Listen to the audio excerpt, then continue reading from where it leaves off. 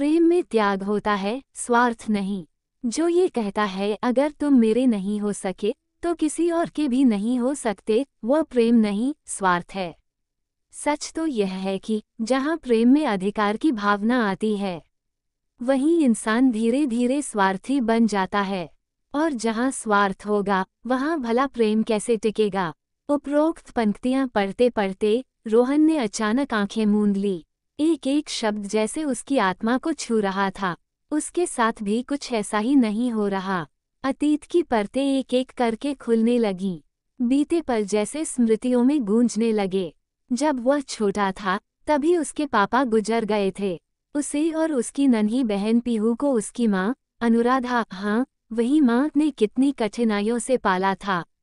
वो दिन कैसे भूल सकता है, वो दिन जब माँ 2 वक्त की रोटी जुटाने के लिए भी जूझती थी।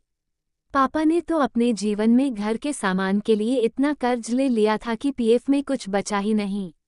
पेंशन वो भी बहुत कम मिलती थी। माँ की चिंता हमेशा कल को लेकर होती थी, आज तो जैसे सिर्फ बीतने भर के लिए था। उन्हें पीहू और रोहन की पढ़ाई भी देखनी थी और पीहू के विवाह के लिए पैसे भी जोड़ने थे।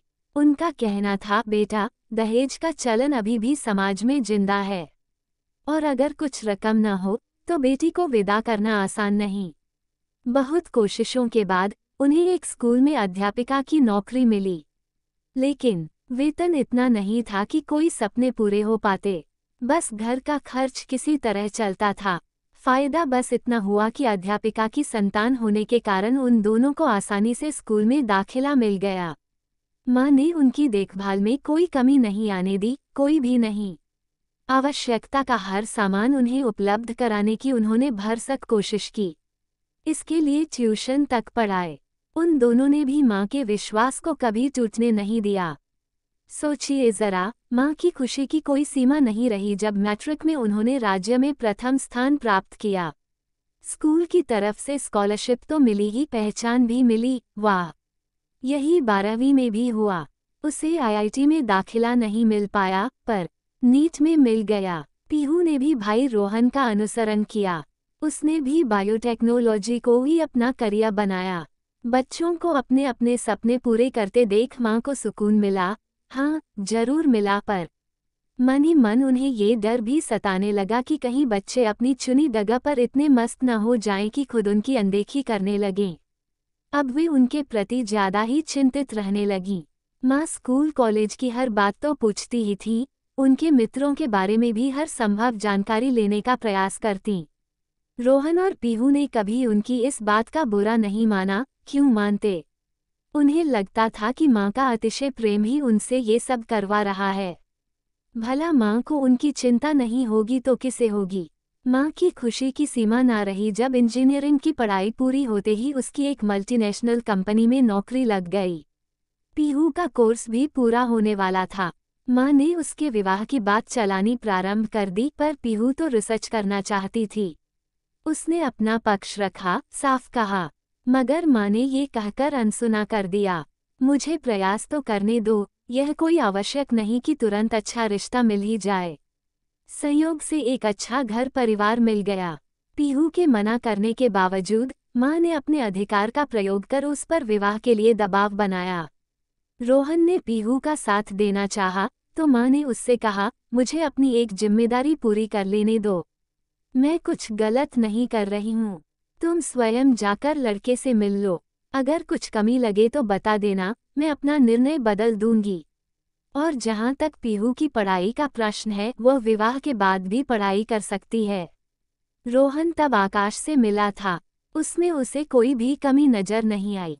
आकर्षक व्यक्तित्व, अच्छे घर परिवार से, और सबसे बड़ी बात वह इंजीनियरिंग कॉलेज में लेक्चरर था। कमा भी अच्छा रहा था।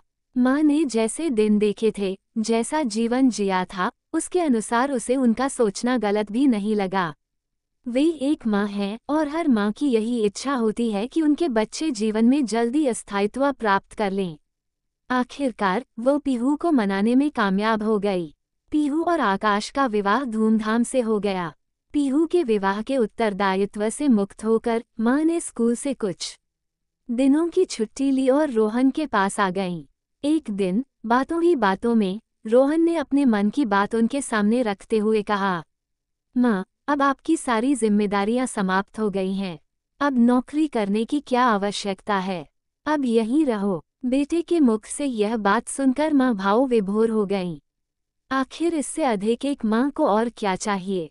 उन्होंने त्यागपत्र भेज दिया, उस घर को किराए पर चढ़ा दिया और वहां से कुछ आवश्यक सामान लेकर अनुराधा जी अपने बेटे के पास आ गईं। उसने भी एक आज्ञाकारी पुत्र की तरह माँ का कर्ज उतारने में कोई कसर नहीं छोड़ी। घर के सारे खर्च के पैसे, हाँ पूरे पैसे, माँ को लाकर देता था। वो उन्हें हर जगह अपने साथ लेकर जाता, उनकी हर इच्छा पूरी करने का हर संभव प्रयास करता। धीरे धीरे उसकी जिंदगी में माँ का दखल बढ़ने लगा। अब वे उससे एक एक पैसे का हिसाब लेने लगी। अगर वो कभी दोस्तों के साथ रिश्ता रेस्टोरेंट चला जाता तो माँ कहती, बेटा, फिजूल खर्ची ठीक नहीं है, आज की बचत ही कल काम आएगी। माँ अपने जीवन का अनुभव बांट रही थी, पर ये नहीं समझ पा रही थी कि बेटा अब बच्चा नहीं रहा, बड़ा हो गया है। उसकी भी तो कुछ ज़रूरतें हैं, इच्छाएं हैं। दिन में 3-4 बार फोन करती, कहाँ हो, क्या कर रहे हो, किसके साथ हो। रात को अगर आने में देर हो जाए तो पूछताछ शुरू, इतनी देर क्यों हुई, खाना खाया या नहीं, दोस्त कौन थे, कोई लड़की तो नहीं थी साथ में। वो सुनता, फिर चुप रह जाता। माँ के सवाल, घुमा फिराकर पूछी गई बातें अब उसे चुभने लगी थीं। गुस्सा आता, पर फिर भी वो सोचता, माँ है, प्यार करती है, चिंता करती है। लेकिन अब तो हद हो गई थी।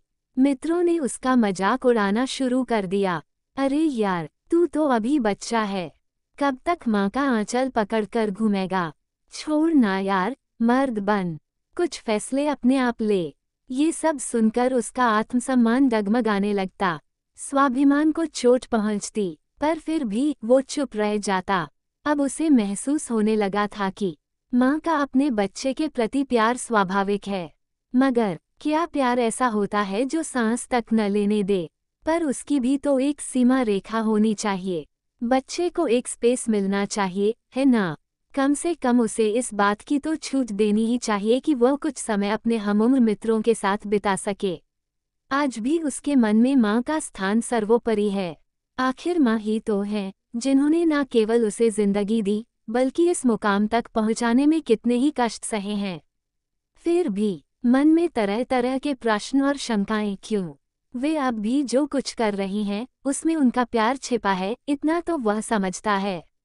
माँ ने जीवन दिया है और अगर वे उसे वापस ले भी लें, तो भी इंसान उनके कर्ज से कभी मुक्त नहीं हो सकता। फाजली ने यूं ही नहीं लिखा, मैं रोया परदेस में, भीगा माँ का प्यार। दिल ने दिल से बात की, बिन चिट्ठी बिन तार। साल दर साल बीतने लगे। उसके लगभग सभी मित्रों के विवाह हो चुके थे। वे अक्सर हंसकर कहते, यार, कब मिठाई खिला रहा है तू। वो भी मुस्कुराता और कहता, मुझे आज़ादी प्यारी है, अभी मैं बंधन में नहीं बंधना चाहता। इसी बीच कई रिश्ते आए, पर माँ को कोई लड़की पसंद ही नहीं आती थी। कहीं परिवार अच्छा नहीं था तो कहीं लड़की। अगर सब कुछ ठीक रहता तो लेन देन के मसले पर बात अटक जाती। अब उसे समझ में नहीं आ रहा था आखिर माँ ऐसा क्यों कर रही हैं। जिस दहेज की समस्या से वे पीहू के समय त्रस्त थीं, वही दहेज का लालच अब उनमें कैसे समा गया। हैरानी की बात तो ये थी कि एक रिश्ता तो उसकी कंपनी में काम कर रही एक लड़की का भी था। उसके माता पिता इस रिश्ते के लिए इसलिए ज्यादा उत्सुक थे क्योंकि उन्हें लगता था कि दोनों एक ही कंपनी में काम करने से वे एक दूसरे की समस्याओं को अच्छी तरह समझ पाएंगे। लेकिन माँ को वो लड़की ही पसंद नहीं आई। उसने कुछ कहना चाहा तो माँ झुंझलाते हुए बोली, तू अभी बच्चा है, शादी विवाह ऐसे ही नहीं हो जाता बेटा, बहुत कुछ देखना और सोचना पड़ता है। उसकी नाक इतनी मोटी और चपटी है कि अगर उससे विवाह हो गया तो आगे की सारी पीढ़ियां चपटी नाक लेकर आएंगी। उसने माँ की बात कभी नहीं काटी थी तो अब क्या कहता कि उसे लड़की का रंग रूप, सूरत, संस्कार सब ठीक ही लगे।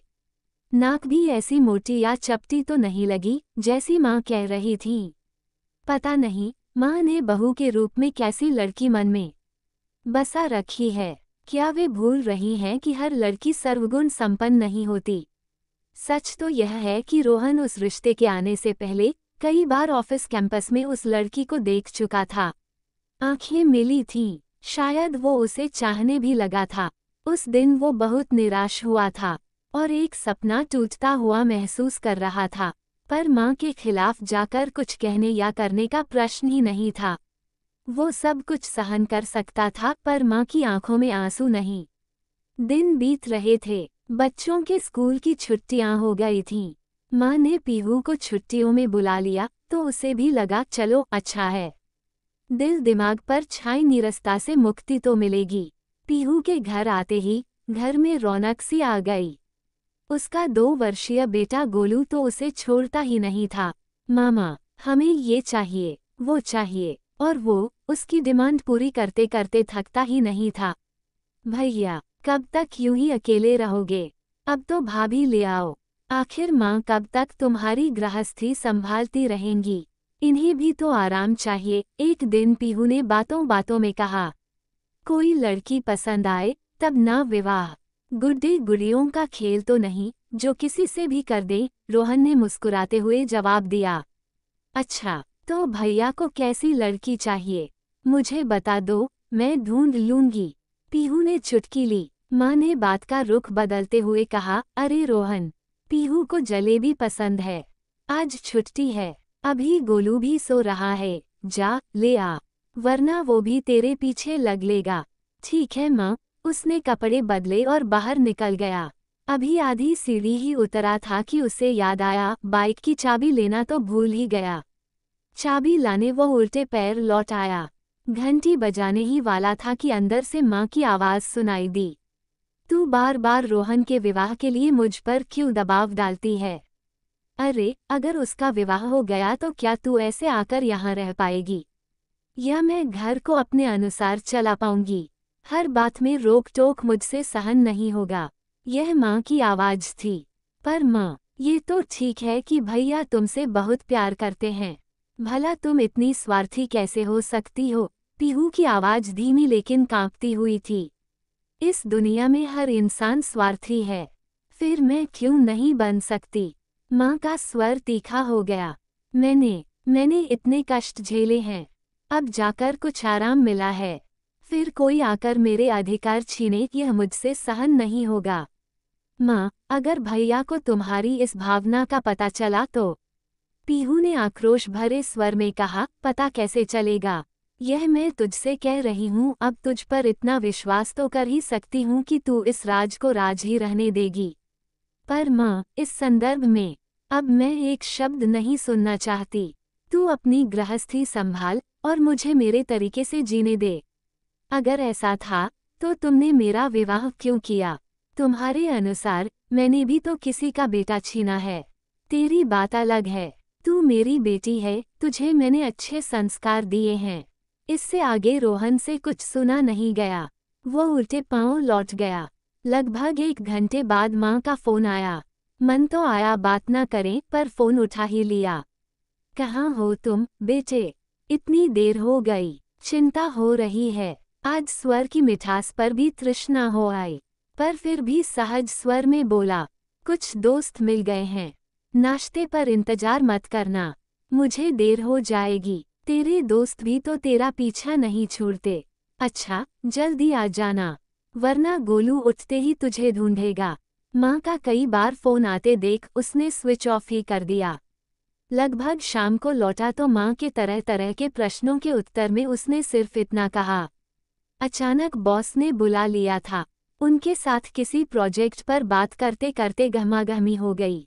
आज प्लीज मुझे अकेला छोड़ दीजिए, बहुत थक गया हूँ। माँ को अचंभित छोड़ वह अपने कमरे में चला गया तथा दरवाजा बंद कर लिया। पता नहीं क्या हो गया है इसे, आज से पहले तो इसने ऐसा कभी नहीं किया। अनुराधा जी उदासी से बोली, भैया कह रहे थे कि बॉस से कुछ गहमागहमी हो गई है। हो सकता है कुछ ऑफिस की परेशानी हो। अगर कुछ परेशानी भी है तो ऐसे कमरा बंद करके बैठने से थोड़े ही हल हो जाएगी। आज तक तो हर परेशानी मुझसे ही शेयर करता था, फिर आज कहीं उसने वो बात। माँ, तुम भी ना। जाने क्या क्या सोचती रहती हो। उसके कानों में पीहू के वाक्य पड़े।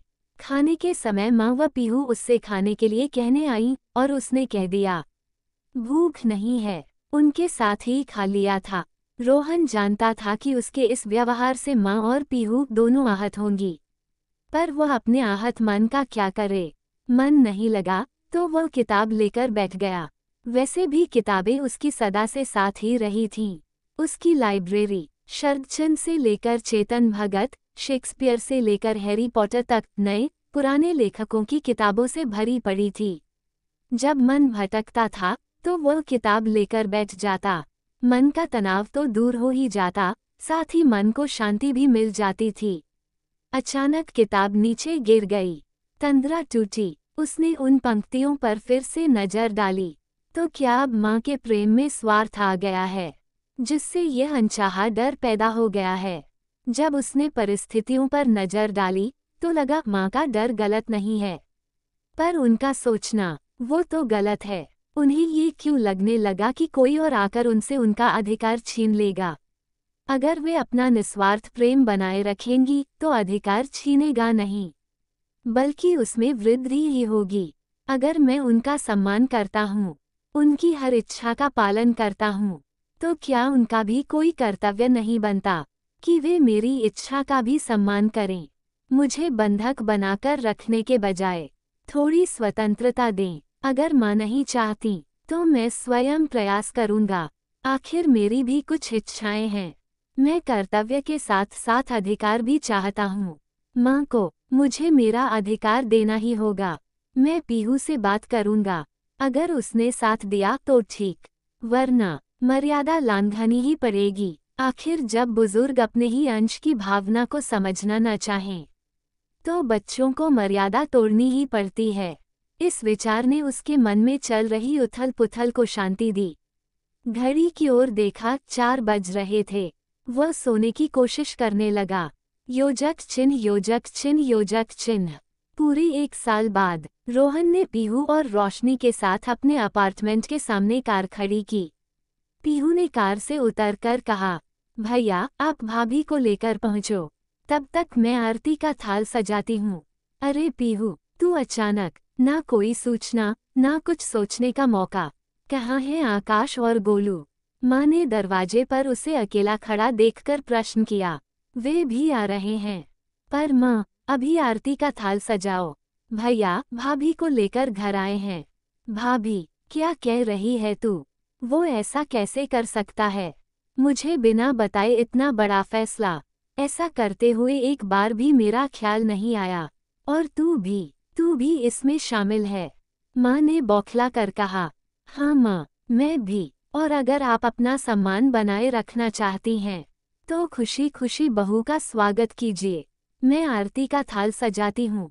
और हाँ, तुरंत होटल सतरंगी के लिए निकलना है। कोर्ट मैरिज हो चुकी है, पर समाज की मुहर लगाने के लिए वहाँ हमें रिसेप्शन के साथ साथ विवाह की रस्में भी पूरी करनी हैं। कार्ड बढ़ चुके हैं। थोड़ी देर में मेहमान भी आने प्रारंभ हो जाएंगे। यहाँ कोई हंगामा ना हो, इसलिए आकाश गोलू को लेकर सीधे होटल चले गए हैं।